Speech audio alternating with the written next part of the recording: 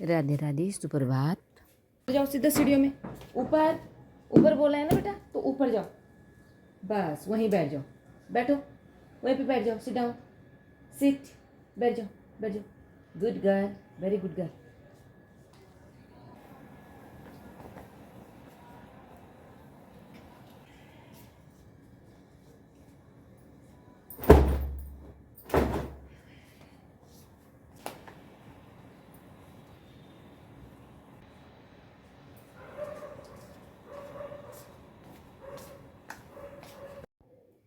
तो ये चल रही है नाश्ते और प्लस खाने की तैयारी। आज जो है बनेगी मेरी मैगी, और मैगी परसों मैंने तड़के वाली बनाई थी और आज मैं बनाऊंगी दूसरी तरह की मैगी।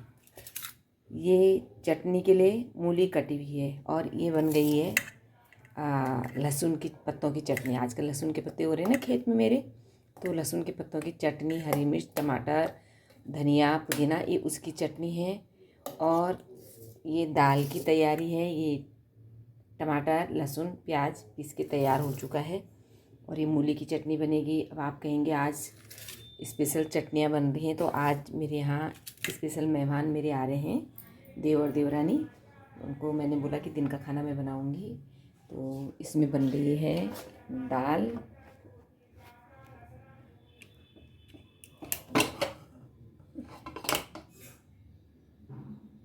पे मैगी की तैयारी हो रही मेरी, वो भी सब्जी वाली मैगी।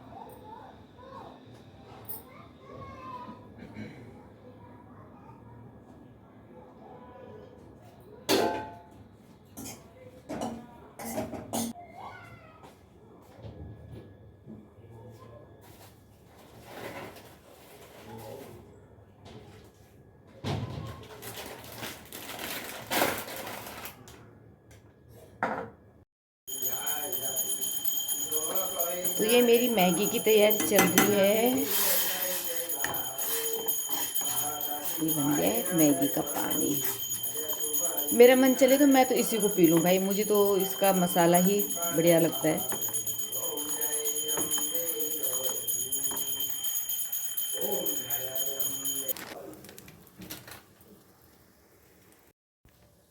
और एक पैकेट एक्स्ट्रा मैगी मसाला।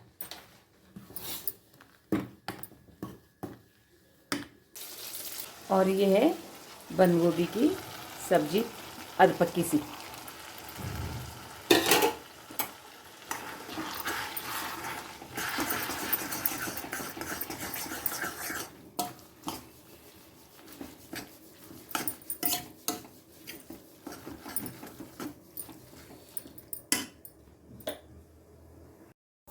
मूली की चटनी बनाई, उसके लिए मूली को हल्का सा मैंने छौंका है। छौंकने में मैंने इसके थोड़ा सा वो डाला है, सरसों का तड़का मारा है। और उसके लिए अब जो ख़ास चीज़ है वो है तिल। तिल भून के पीस के और वो पड़ेंगे इसमें। और खट्टे के लिए इसमें हल्का सा सिरका डाल दो।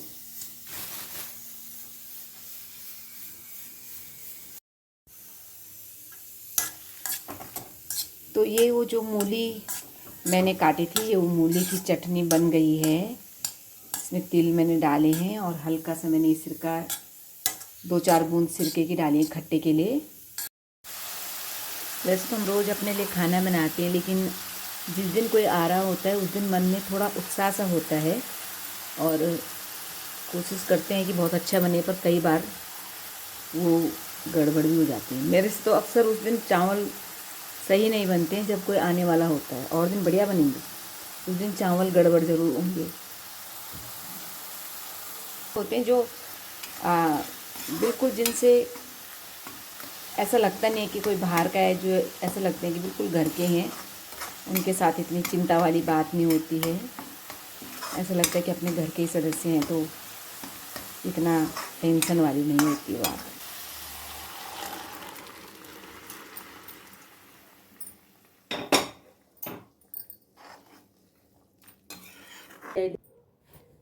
तो हम आज दिन भर बैठ के बातें करते रहे। वो लोग भी काफ़ी दिन के बाद आए थे। होता क्या है कि जो लोग अपनी उम्र के होते हैं, हम लोगों का बचपन एक जैसा रहा है। हम लोगों ने एक जैसे स्कूलों से शिक्षा ग्रहण की है, चाहे कोई कहीं से भी था, लेकिन हमारा एक ही जैसा बचपन रहा है सबका। तब इतनी सारी सुख सुविधाएं नहीं होती थी, सबको अभाव में अपना जीवन बसर करना होता था। इतना खुला खर्चा नहीं होता था। अगर पेरेंट्स के पास पैसे होते भी थे तो बच्चों को इस तरह से नहीं मिलते थे कि जो मर्जी ले लो, जितना मर्जी। आज तो बच्चे बोलते हैं और पेरेंट्स फट से उनके खर्चे जितने भी होते हैं पूरे करने की कोशिश करते हैं।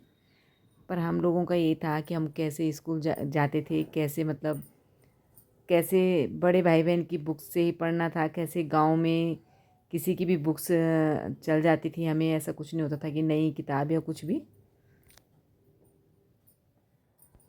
तो यही सब बातें होती रहती हैं कि कैसे उस समय जो है खेतीबाड़ी के काम के साथ ही पढ़ाई करनी होती थी। और आजकल जो है बच्चों को अगर थोड़ा बोल दो कि भाई पढ़ लो, वो कहते हैं आपकी कितनी आई थी। भला ही हमने अपने लाइफ के 20-22 साल अपने मायके में गुजारे हैं, लेकिन उससे ज़्यादा हम ससुराल में टाइम बिता चुके होते हैं। तो जो ससुराल के जो रिश्ते होते हैं, नाते होते हैं, वही ज़्यादा क्लोज हो जाते हैं। उन्हीं के साथ ये लगता है कि अब इन्हीं के साथ जीवन हमारा पूरा ऐसे चलना है। अपने मायके के बजाय, मायके में तो अब केवल किसी खुशी के मौके पे या किसी ऐसे समय पे जब हमारा जाना बहुत ज़रूरी होता है तभी जाना होता है। लेकिन यहाँ हमारा जो है पूरा समय व्यतीत होता है, तो यहीं के लोग अपने हो जाते